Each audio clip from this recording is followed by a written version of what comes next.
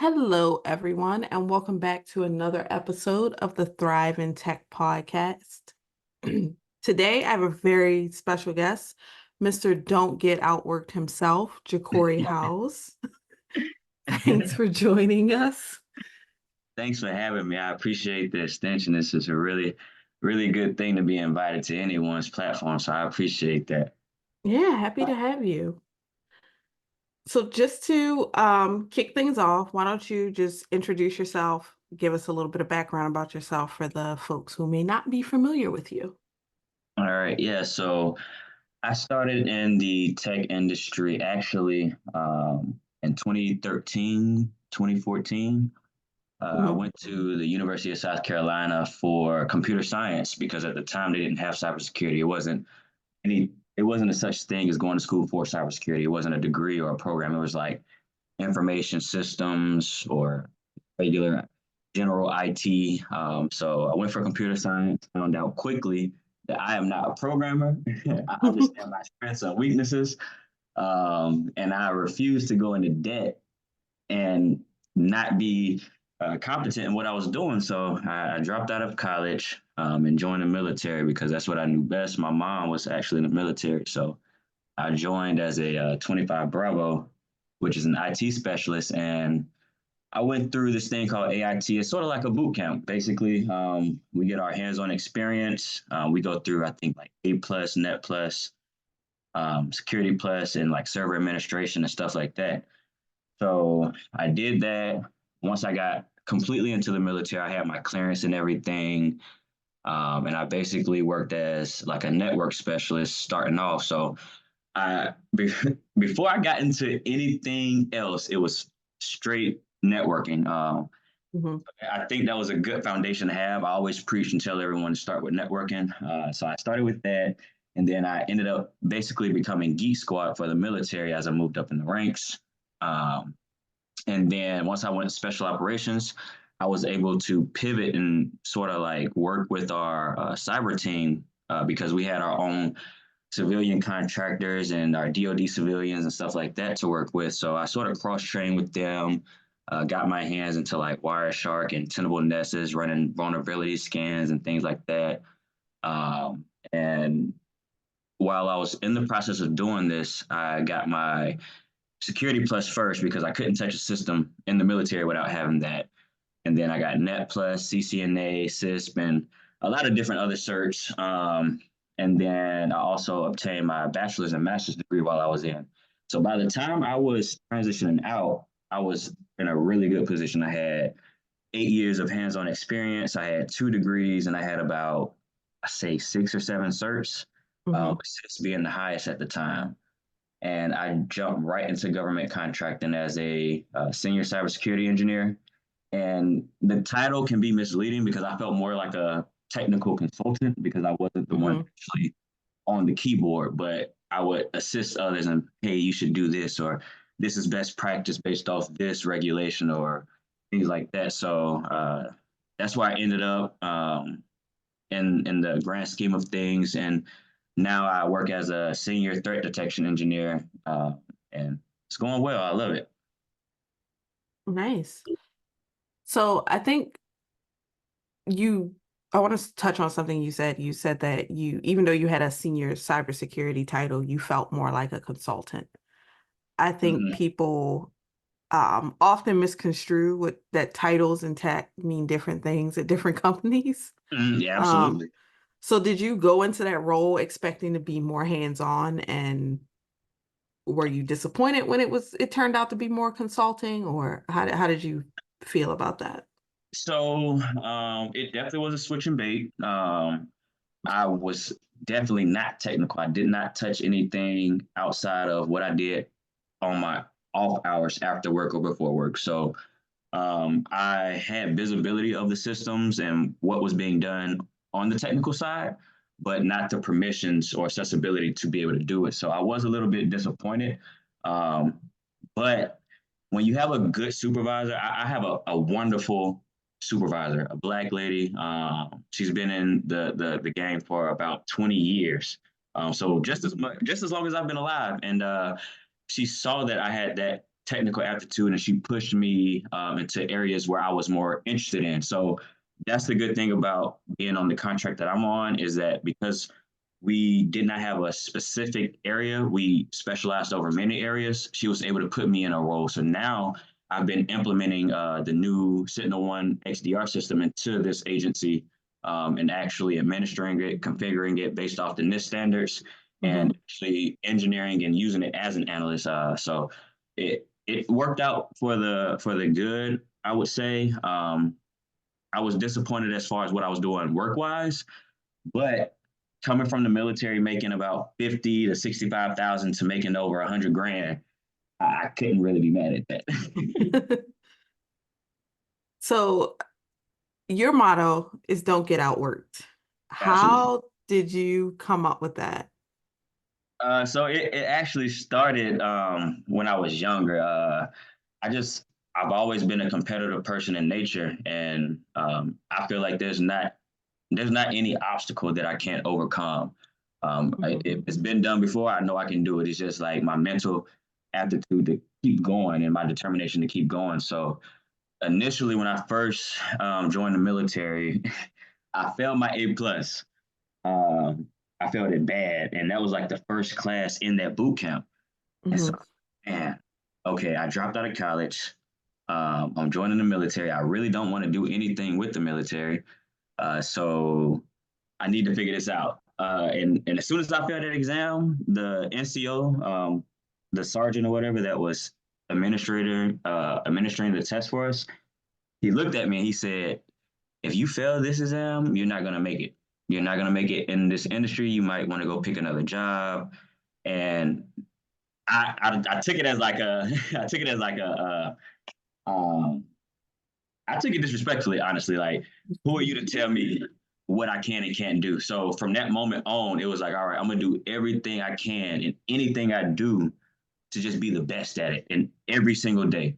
And I feel like in today's society, not many people push themselves. It's easy to hide behind social media and not really do the work behind scenes. So if you're not interacting with these people physically, you don't know what their life is really like. You don't know if they're really putting that work behind, but they can definitely throw up smoke and mirrors any day. So I wanted to build a strong foundation, so I don't have to worry about, okay, did I give it my all? Did I put the work in? I feel like if I push that bar every single day, I can go to sleep knowing I did what I had to do to accomplish my goal. And I try to push everybody to be like that, because with with our generation, or the generations coming up, I don't see that hunger or that drive. Or maybe it's just me, but if there aren't people out here willing to push themselves every day, you're gonna win automatically, because you're just willing to take that extra mile. That's all it takes nowadays. You don't have to do much to beat out your competition nowadays, because everyone is lazy. Yes. A very, very direct, very honest and harsh truth that I Yeah. don't think people like to hear. And I feel like if you didn't come from a background, I don't want to say like you had to be poor, but if you grew up relatively comfortable, it's Mm-hmm. very easy for you to kind of fall into that complacency, Mm-hmm. um, which eventually evolves into laziness. Like you just didn't have to try, if that makes sense. Um, and I often see people who kind of have that mindset and they come into tech thinking things are going to be easy peasy lemon squeezy. And Not at all. they kind of coast, and then depending on the role they're in, if you're in a role, a critical infrastructure role, a security role, when all hell breaks loose and suddenly the whole department is on a conference call, you got management asking you tough questions, you got um the rest of the departments. For me in networking, the network goes down, everybody's looking at you like, Mhm. what's up? Yep. What's going on? um and similarly in security, if there's a breach, there are people who want answers, who need answers. How bad were we compromised? And often see very competent people. They know their stuff, they have the experience, but the mental toughness just isn't Hmm. there. So can you speak a little bit about how your experience with that, and just share with the audience some tips around kind of exercise? I'd look at mental toughness like a muscle. I Hmm. kind of exercise in that muscle. That's true. And you said a key thing, and I think that was my root. I didn't have it growing up. I couldn't just go out and do things like I wanted. My parents didn't have it like that. So I grew up seeing my parents struggle, Mhm. uh, and try to make ends meet. And I think that instilled like that fire in me. Like I didn't like living like that. You know, my friends could go get the latest shoes and go to this place, and their parents are taking them on this trip, and I couldn't do that stuff. And I told myself at a young age, that's not going to be me. My children are going to face the same things that I face. So I put in overtime. And that's part of the reason I don't have kids now, because I want them to come into a good situation, even better than the one I'm in now. So when it comes to mental toughness, I always keep my goal in sight. Like, okay, why am I doing this? People always forget why they're doing something because typically they don't have a plan. They don't have a particular specific goal. They just know, okay, I'm shooting in this area and I want to end up over here. No, you got to be precise. You got to move with intention. And so when it comes to this, being young, I'm not even 30 yet, Black. I hold a lot of high credentials. Um, and going into government contracting, my adversity was facing older people, that's been in longer than me, that's done this longer than me, and that think that I can't meet up to their knowledge or their technical expertise and stuff like that. So that was the type of mental things that I had to do. Um, but to get over that, like I said, keep your goal first and foremost in your mind and trust in your training. If you put the work in and you actually did and stood on everything that you posted or you said you were going to do and you actually ingested the information, just trust Mhm. yourself. Like you gotta have faith in your own ability to display that information that you've taken in over the years. So, and when I get into these meetings, I'm talking over these people's head because I know I put the work in, and it gets to a point where they can't confirm whether I'm wrong or right because I'm that deep into it. I know that much into it. So if you really put the work in, trust yourself. There's going to be times where you may be wrong, and that's okay, but that's a learning lesson. That exercises that muscle you were talking about. Take your L's, Mhm. take it to the chin, and use that as a building block for the next one.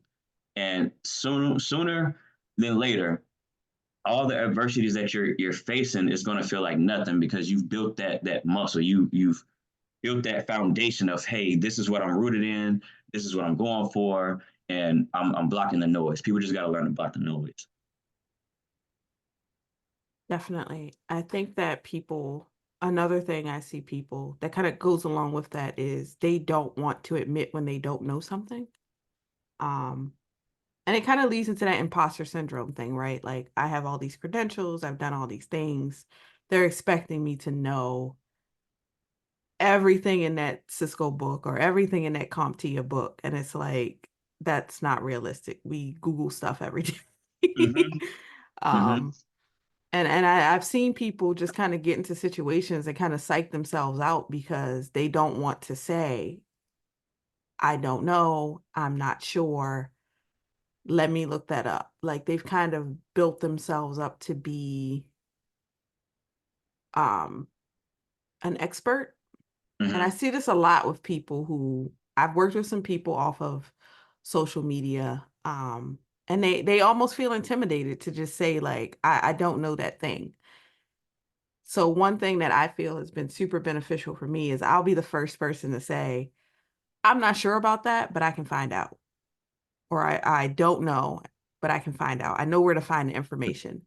And that's really, I feel, has been very crucial to my success because it builds a trust with people. Like, I'm not going into these meetings and being asked questions, and people can tell when you're not confident, Mm-hmm. and when you're bullshitting. And I think it's really gone a long way in building trust with my peers as Yep. well as my management, because I'm like, you know what?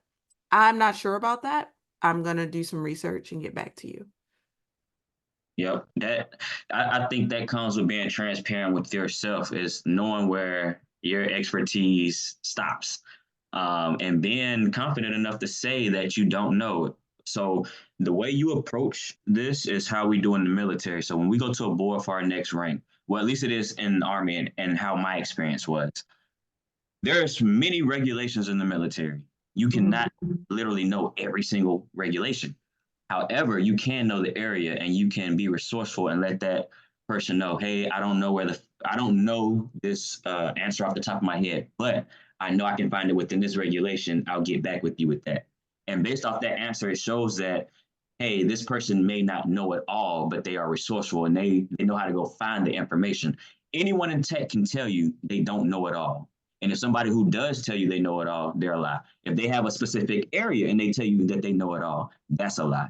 But if they say that they can figure it out, or they can be resourceful and find the information, that's good. Like, I always want the resourceful person on my team, not the person that think they know it all. Because once you get that certain arrogance or that pride that you know it all, you lose that foundation of checking your work, or making sure that it's correct, or making sure that it's current.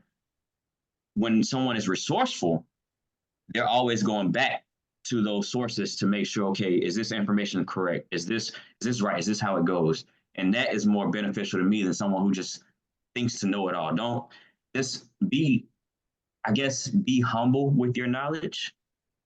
Don't think that you're a know-it-all, but also understand that it's okay not to know it all. I Mhm. think people think that that's a ding against them, and it's not. It's really not. If you are in a situation where your peers or your management team look at you differently because you don't know every single thing about something, that's an environment you shouldn't be in the first place. And that's just how I see it. That's toxic in my books. I agree. The best places I've worked was where everyone was honest about their knowledge levels. Nobody was trying to um, be able to quote the CCNA book or the CCNP book verbatim. Exactly. Like, that's just impossible. So you also touched on something else that I think ties into this, and that is the social media landscape and the noise. Um, Hmm. I always like to say that, so I've been on Twitter in a tech capacity since 2016. So I've kind of seen the shifts um, in multiple silos. So Black Tech Twitter, uh, InfoSec Twitter, all of those little groups. And in 2020, a major shift happened, and I understand the reason for the shift. It was the pandemic.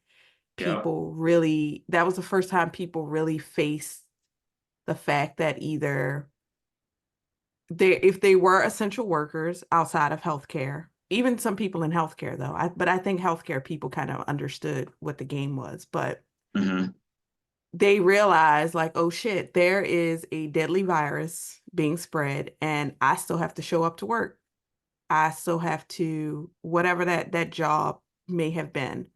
Um, and then you had the other people who realize, oh, I, my job isn't viable. I need to find something else. I need to find something that's going to be a little bit more long sustaining.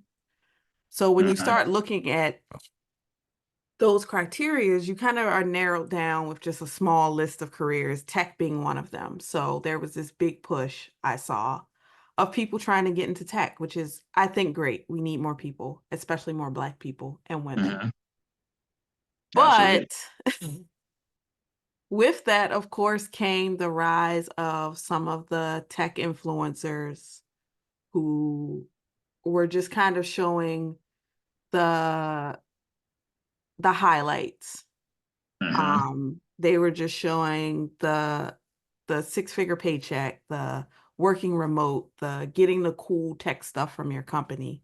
But what they were not showing was all of the continuous learning you have to do, the long meetings, the if you're in an infrastructure role, those lengthening maintenance windows, if you're in a Mm-hmm. security role, dealing with the stress that comes from like a breach or something.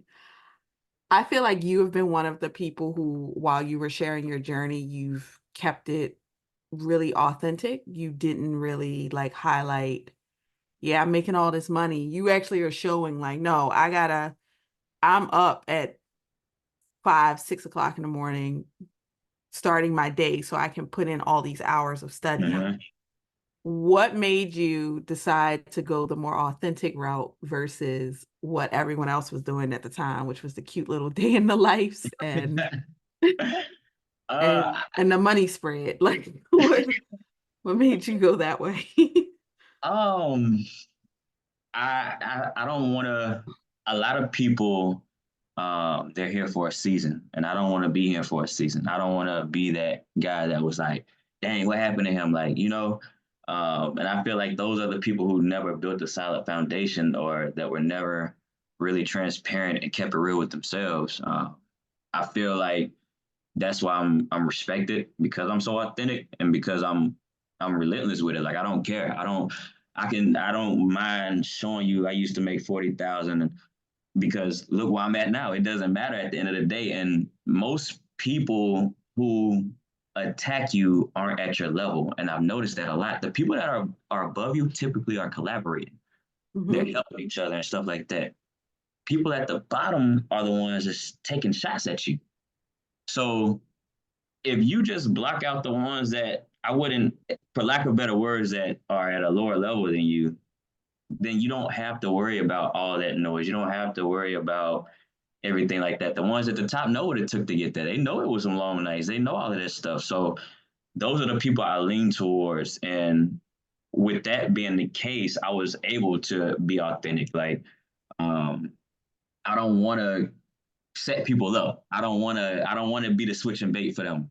And I Mhm. really stand on that because people need to know every aspect of it. I failed many exams. I've been denied jobs that I thought I should have had. I've messed up on jobs, so that's just all a part of the game. We're all human. We all make mistakes. But I think the reason why people want to appear so perfect and everything like that um, nowadays is because that's where the money is at. I can't really fault them for that because they're capitalizing on their situation. They know that what I talk about isn't going to get them the views. They know if I'm telling you, hey man, you're gonna have to tighten up. You got to study. You going out partying, you doing all this. No, you got to do that work.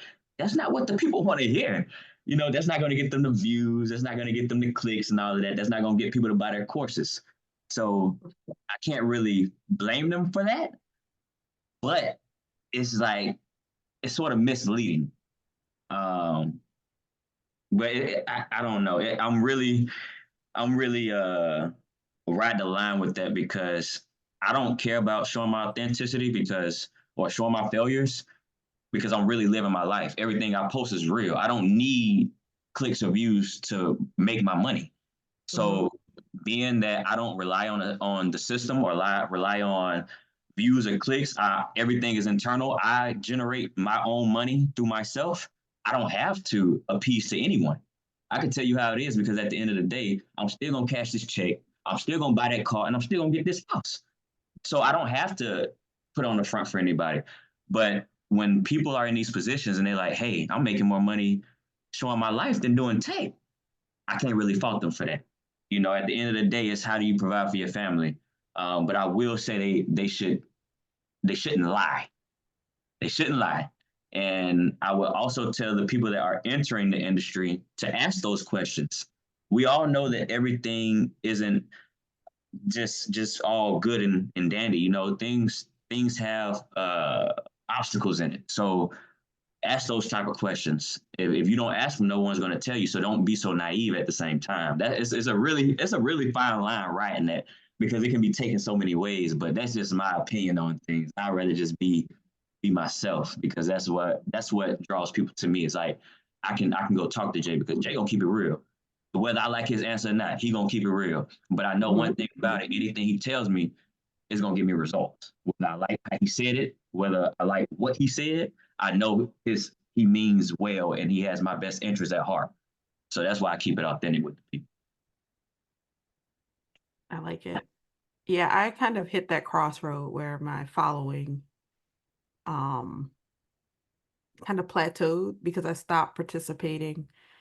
I don't want to call it fluff conversation because these are conversations that we need to have. The Mm-hmm.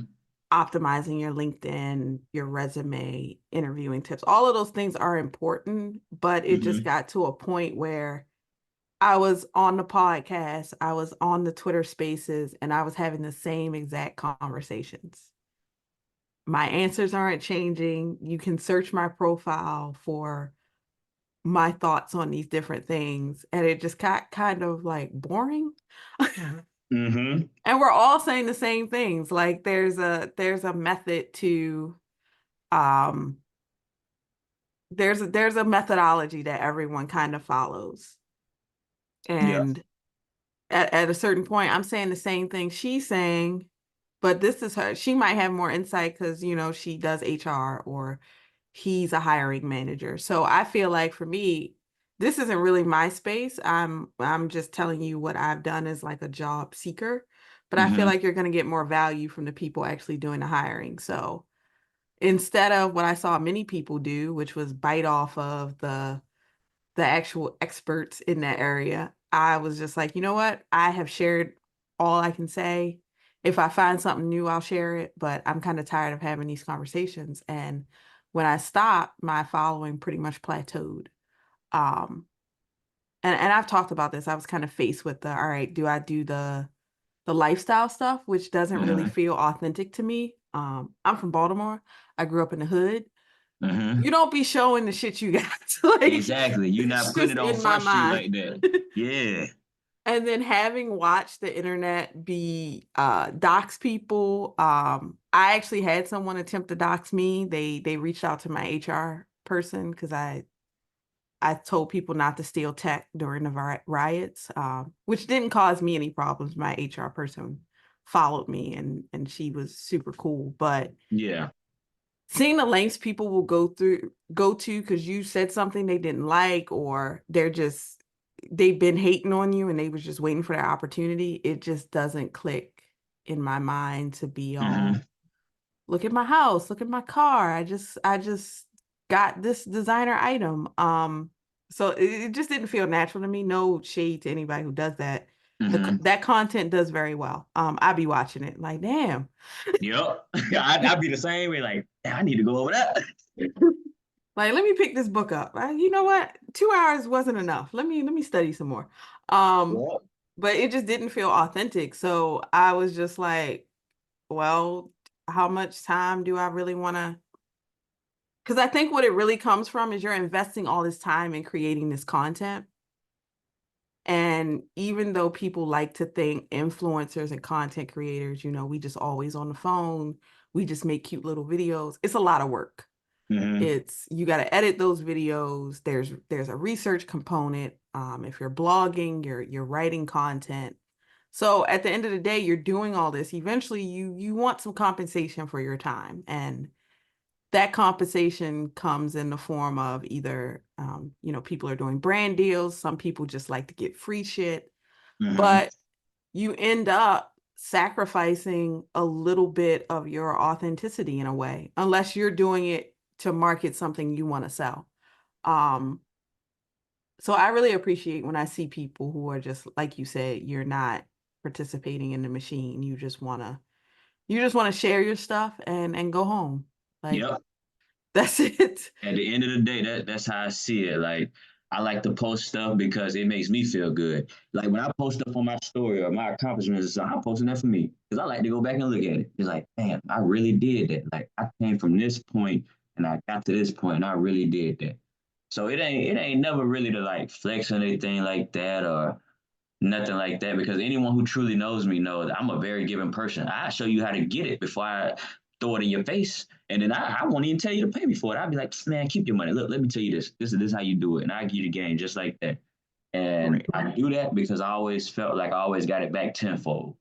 Hmm. And it's just I I always my wife asked me, she was like, one day she was like, what's a change that you want to see in the world? And I was just like, I want people to be more like considerate and like passionate for others.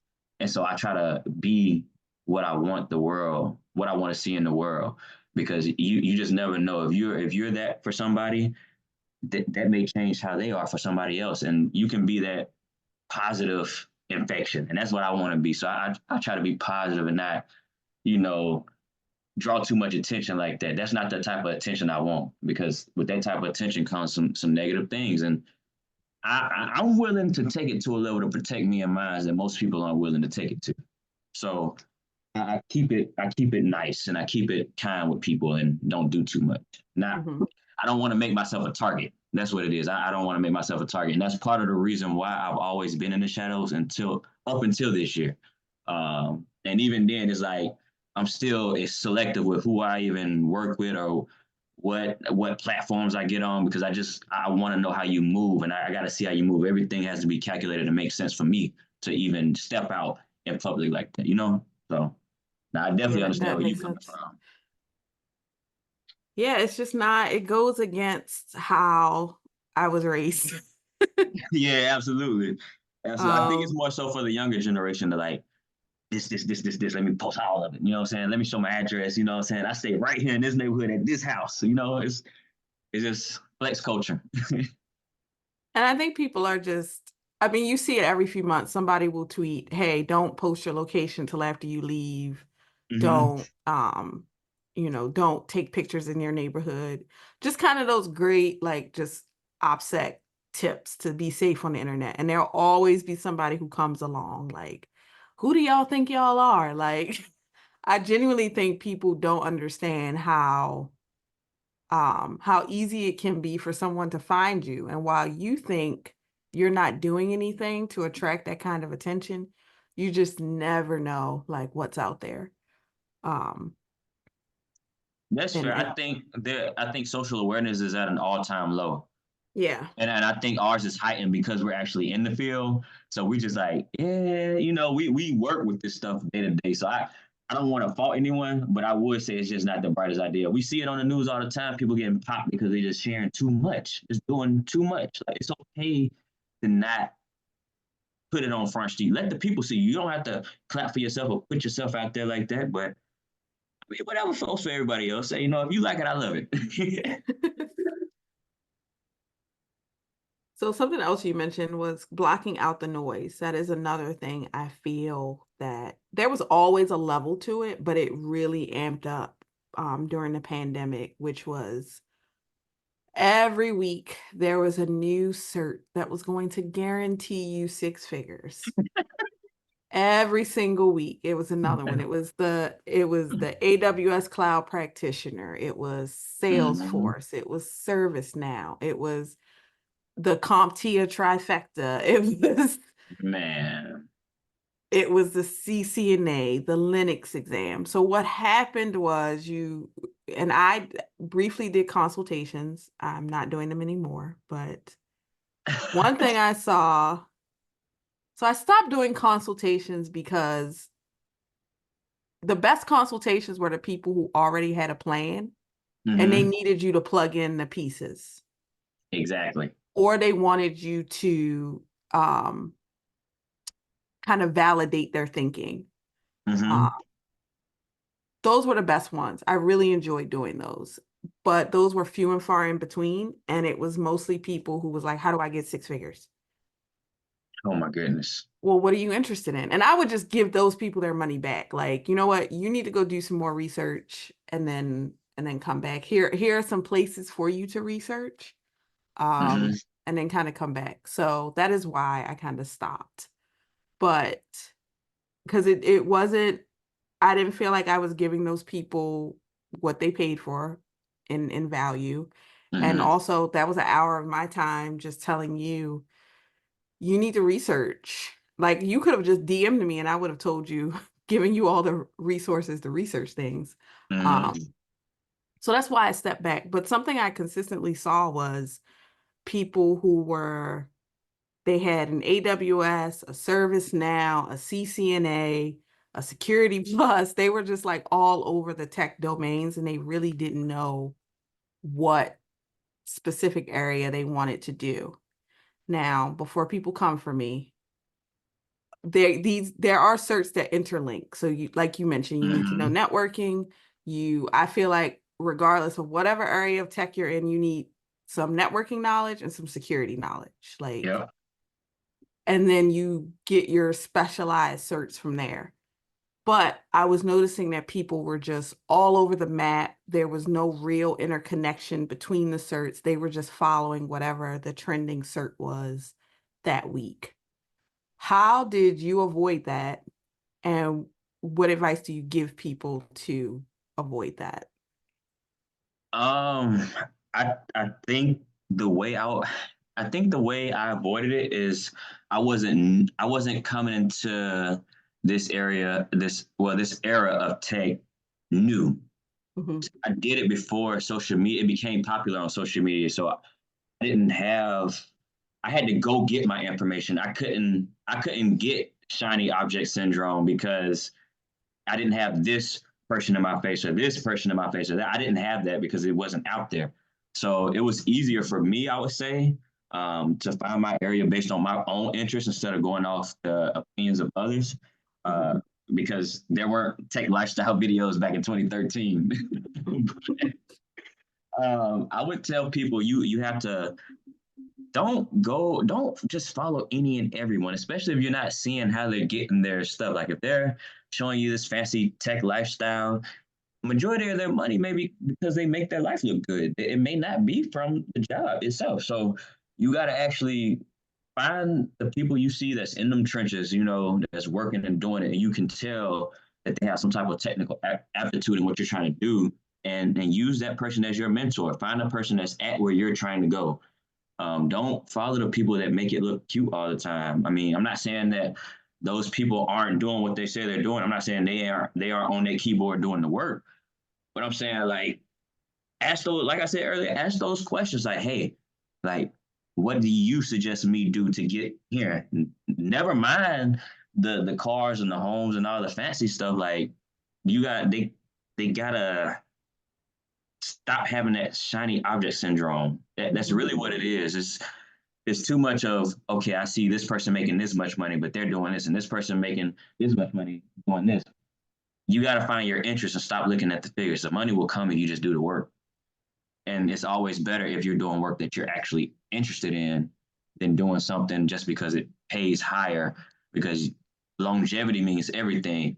Yeah, you can get the job making 150,000, but 6 months down the road, are you going to still have that same fire to work that job?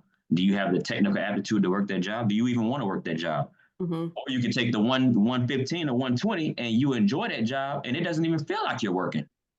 So it's all what you value and what you want out of life at the end of the day. But I would tell them they just have to lock in with the right people who are where they want to be at. That's what I do. I don't go to the people who you can't swim with the fish sometimes. You got to swim with the shark. So you can't, what I'm saying? You got to think logically. People not thinking logically. They too No, they're not. I think they're thinking. I think there are some valid reasons. I think some people they just want to get out their situation so bad, so they're just not hmm even. They just got blinders on and aren't really like discerning things. And then some hmm people they just want the lifestyle. They want to flex. They want to be that person online. Yeah, it's all that. Nobody wants to feel like they're beneath their peers or not living up to their peers and stuff like that. And I get it. Nobody wants to be the oddball out. Nobody wants to have less. Everybody wants to live a life of abundance and fruitfulness. But that stuff comes with it comes with work. You may not be in that position to where it was passed down to you to have it like that. You got to Mhm. become that source. You got to become that foundation for your family and your last name going forward. And that's what it really counts to me. Like I just looked up in cybersecurity. I didn't expect to make a lot of money starting in cybersecurity when I first did it in 2013. It was just something that interested me. So once I got into it and I actually like, oh man, I make a lot of money. That's even better. So every day that I'm working and doing what I like to do, I don't feel like I'm working. It's actually like a Mhm. hobby to me. So that's why I'm able to just continue going on and study after work and do these things because it actually interests me. I just happen to make a lot of money along the way. So that's all it is. All it is. Yeah, it being interesting. I say all the time, I think there's a lot of people online who um have kind of plateaued in their careers, Mm-hmm. and they complain about it. And I think a lot of it is that you just don't like what you do. Um, because if you have some interest, and we always have this debate every few months, is should you be in tech for the passion or the money? Mm-hmm. All the Um, time. I don't think it has to be your passion. I just think you have to have some level of interest in it because that is the only thing that's going to keep you going when you got to make it through these boring. Some of these courses are very boring. It's a lot of information. It's a wall of text. You got to get through these 600 to 800 page textbooks, plus keeping up with all the new things that are coming out just so you can stay sharp and marketable. If you don't have some level of interest in what you're doing, you are not, You're gonna you're going fall to dread behind. that. You're You are gonna fall going behind. to, yeah, you're not going to absorb the information. You're going to read the same paragraph like 8 times. You're going to be like, I don't want to do this. So having some level of interest, I don't think it has to be your passion. I don't think you need to like eat, sleep, and breathe it, but you have to have some general interest. Some type. Some type. And then also being able to recognize when you're interested in something as I'm going to say spectator versus being like an actual doer. Oh, I So, never looked at it like that. That's a good viewpoint. Like, it's sort of like I guess it's sort of like boxing. Like, mhm. yeah, I like to spectate, but I'm not trying to get in that ring because you hit me the wrong way and I get knocked out. I might have to come back with the blicky. You know what I'm saying? Like, but I'm good from a spectator view type thing. So yeah, nah, that makes sense. I like that viewpoint. That makes a lot of sense actually. I'm gonna have to post that. Yeah, I just came to this conclusion so I've always had an interest in cybersecurity. I just didn't know what role I wanted. Mm-hmm. And because I have such an extensive networking background, whenever I would talk to somebody, it was like, oh, you can pick anything because you did networking. Yes. Um, and I spent some time this year meeting with cybersecurity professionals under all the areas, red team, blue team, purple team, and compliance, and Mm-hmm. just really getting an honest, like day-to-day view of what they do. And through those conversations, I was able to determine I don't want to do this. I'm gonna, I thought I wanted to do this, but no, I don't want to do this. I think it's interesting. I think it's fascinating. I have a great respect for you guys, Mm-hmm. especially the incident response, the threat detection, the pen testing folks, um, because it's a high attention to detail. Yes. It's a lot of mundane log viewing, really deep diving into things. Mm-hmm. And I, through those conversations, was able to determine I am interested in this. I enjoy hearing about it, but this is not something I want to do every day. And that's a good way to think about things. Like it's good to have that type of transparency for yourself. Um, I think people that don't have that, that's the reason why they're all over the place. Like it's okay to want to pivot and find out, hey, this isn't for you. I'm a perfect example. I did an entire SANS cloud security program. Had the military, Uncle Sam paid 25,000 for me to take this program just to finish the last course, and I don't even want to do cloud security anymore. I want to stay right where I'm at. Yeah. So it's just like it happens. It's okay. You pick up a little knowledge along the way, but it's perfectly fine. You have to live. I'm a big on a lot of people. They try to work their life around their job. No, I want my job to work around my life so I can be Mhm. comfortable. And that's how I always approach this thing. So if I see like, yeah, that seems like a high stressful job I'm really not trying to deal with, I'm not gonna go do it just because of the money. Like I'm comfortable where I'm at. This is the type of lifestyle I want. sometimes people have to understand, like, sometimes it's not the money that provides the lifestyle. Sometimes it's what you do throughout the day that's going to provide the lifestyle. So, yeah, this person, they can say, well, I'm just throwing numbers out here. Jay, you make 160 and I make 200. I make more than you. I'm like, yeah, but out of my 8 hours a day, I probably only have to work 3 hours because that's all my work takes. But you're struggling all day, every day, all your whole 8 hour shift. So is it really worth it at the end for that extra 40, 20, whatever it is? It's not. You gotta weigh your options and see what really complements your life. And that's how I always pick my positions. I knew coming in, I did not want to stay an analyst because I don't want to work out of a queue. I don't like ad hoc work. I want a project. I want you to put me off in my corner and leave me alone. I will get you and I will give it back to you 9 times out of 10 before you even want it. And we'll be good to go. Everything's good to go. Yeah, I think more people need to and just get comfortable with pivoting. I think another thing that holds people back is there are people who would have went through that SANS class and realized they don't like cloud security, but continued because, oh, this is already, whether they paid for it or not, I already went through all this training. I need to continue with this, even though you don't like the thing. Yeah, yeah. And I see a lot of that. Not so I've seen a lot of that in like real life. Like people just, well, I took the training, I passed the test, so I might as well, but you don't like it. That's how people don't stay long in those either that position or in the field. If you're going to work dreading your work every single day, it's time to look at some different shit. At the end of the day, it's time to look at some different shit because at that point, you don't like the work that you're doing. You're no longer studying to get better, meaning you're no longer going to increase your salary. You're no longer increasing your position. You're not going to be advancing your knowledge to stay current with what's going on in the industry. So it's a quick down spiral from there.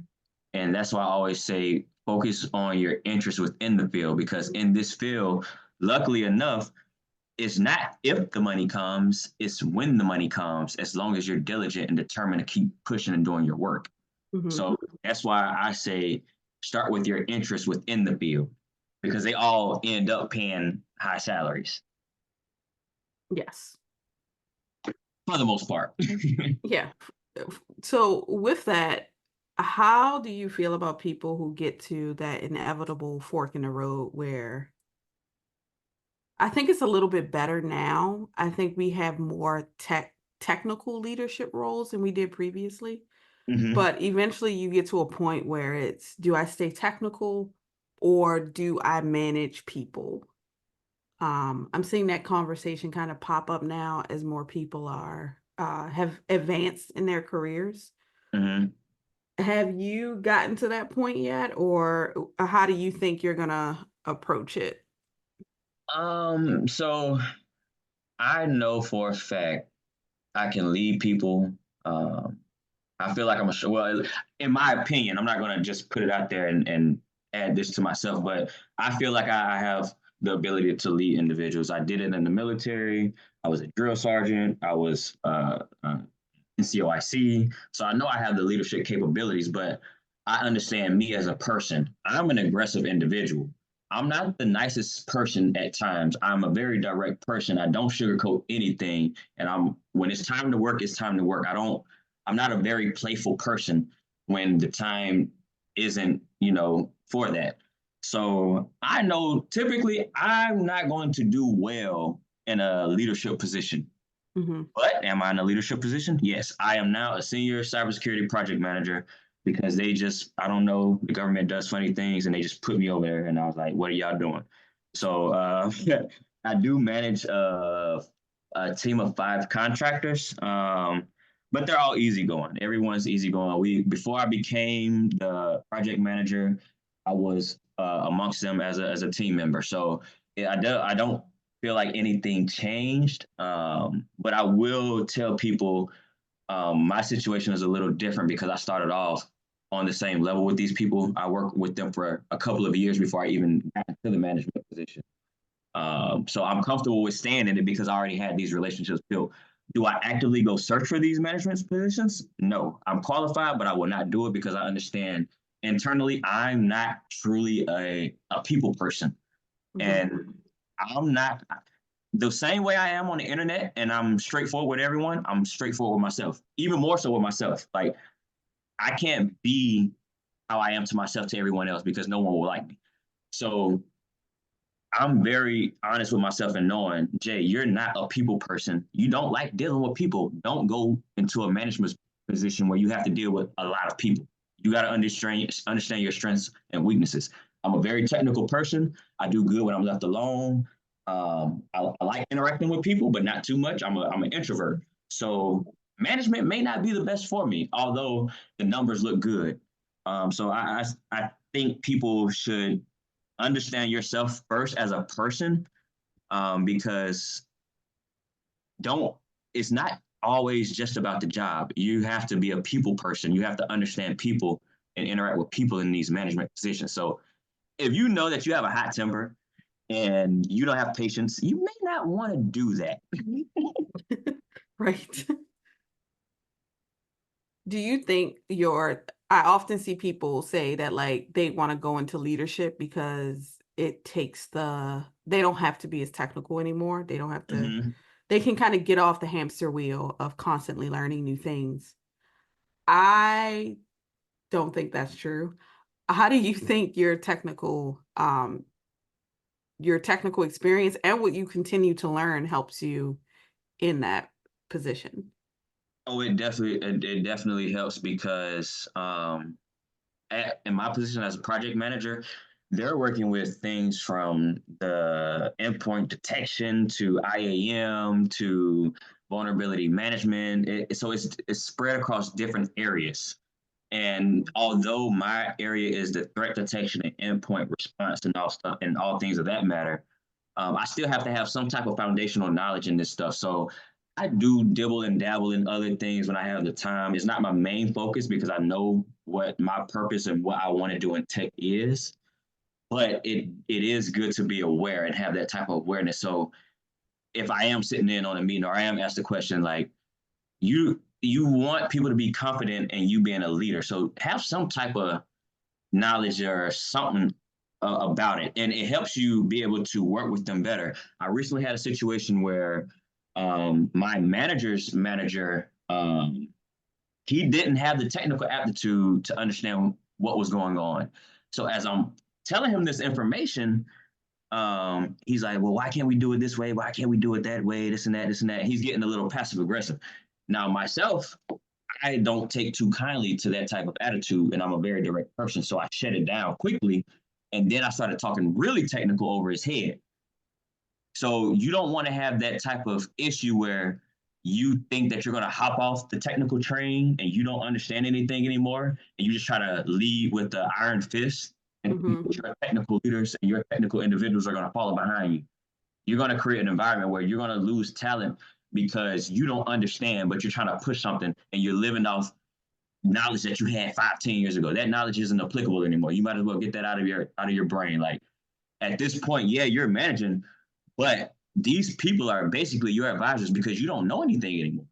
So that's Right. how I see it, and that's why I will only go as far as being a technical lead. But as far as me going to be a manager where I'm dealing with people and not being in the weeds anymore, I don't think I'm going to ever ride that line. Yeah, I agree. Some of the worst managers I've worked with were the ones who uh were leading with their out of date knowledge and with an iron fist. Mm-hmm. Um and just they had these just grand ideas on how we could do things, and they would not listen to the team who's like, this isn't technically possible with what we're working with. Bingo. Um It's not technically possible. like they just lose, they lose that insight. So when I see people say, oh, I'm going into leadership because I don't have to be technical anymore, I just always shake my head because you are either going to go one of two ways. Now, if you're the type of person who you're like, I'm not super technical, but I know enough to know who I'm hiring and Mm-hmm. you're willing to listen to your team and be empowered by your team, I think you're fine. Exactly. Unfortunately, go ahead. That's when you say being empowered by your team, that's perfect because you're as a manager, your team, they're your resources. So you have to trust in what they're saying because you hired them in this position, you put them in this position. So you should be able to take that information and go with it. Or if anything, if you don't have the technical aptitude and you're unsure about what they're saying, just have them bring back, okay, well, show me where you found this at so I can understand it too. You know, Yeah. you can do it as simple as that. And that trust will verify. And that's all it takes.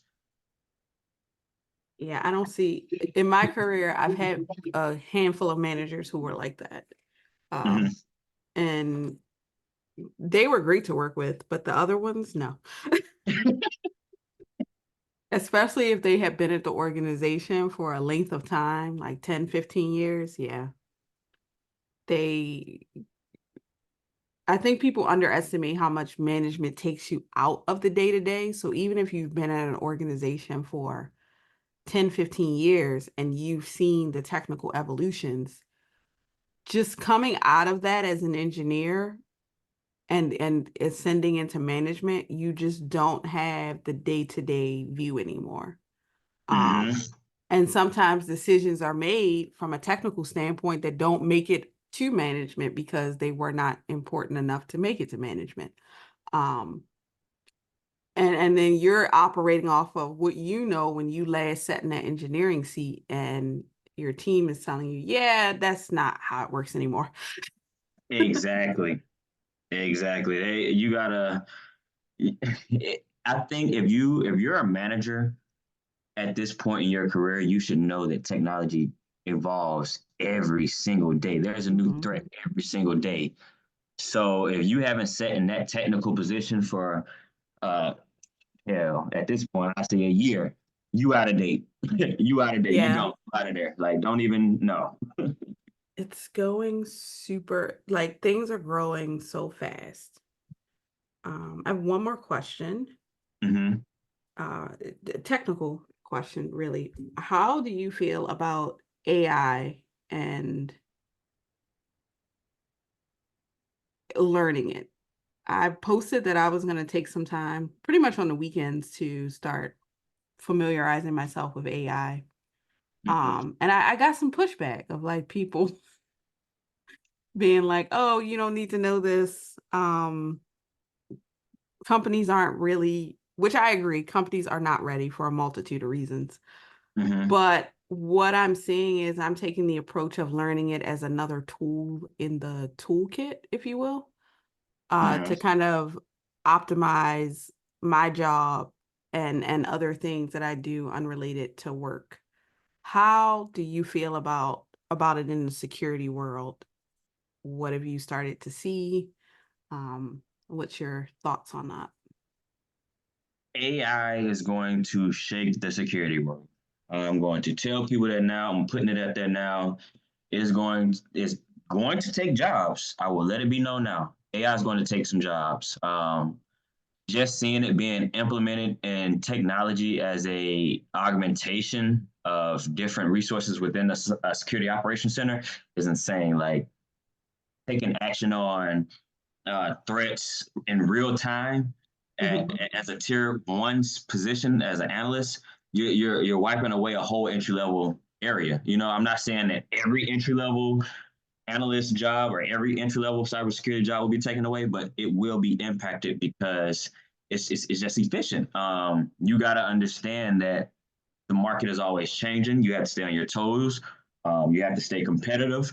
And not only do you have to compete with humans, you have to compete with computers now. But I'm big on looking at the benefits of it. So with the destruction of these jobs, it will birth more jobs. There will be people that need to engineer these AI tools, these algorithms. There are going to be people that need to secure AI and secure the systems that the AI sits on and stuff like that. So I don't want people to be discouraged, but be motivated and understand like, hey, this isn't a game. This should be a wake up call for out of anything that, hey, if I'm not evolving, if I'm not advancing, there's going to be something to take my position. And Mhm. that circles back all the way to the front of the interview. Don't get outworked. Every single day, if you're putting your best out there, you're doing everything that you should do, AI won't even be a threat to you. You shouldn't even care about it. Why? Because you probably already considered this 2, 3 years ago. You're like, all right, I already see it coming. What I need to get up to speed on, what I need to learn, where I need to put my eggs at, where I need to start investing at. Stuff like it's there's plenty of ways to look at it, but people get so caught up in how does it negatively impact me? Okay, cool. We got that out of the way. What's the good stuff about it? What can we do? I know AI has helped me tremendously with being more efficient on building our rules, researching threats, anything of that matter. And then outside of that, it automates a lot of things that would take me hours to do. So it's made my career even better. It made my researching better. If I don't understand something that I'm learning, right now I'm going through GSED for the Science Institute. If I don't understand something, simply pop it in there. And because I have a good foundation in it, I know what to ask, how to ask it, so that it can break it down for me to understand it in a simple format. So look at the benefits is what I would tell people to do. Don't be threatened by it. This is a good opportunity. You just got to learn how to capitalize on it. It's going to, like I said, some jobs will die, but new ones will be birthed. And it's up to us to take advantage of it. Definitely agree. All right, to close things out, I always ask my guests this question. I think I know what you're gonna say, but I'm gonna ask anyway. Um, what advice would you give to people to thrive in their tech career? Oh man. What advice would I give people to thrive in their tech career? I would say don't don't worry about what others are doing. That I think that is the biggest thing that's going on nowadays is worrying about what other individuals in the space are doing.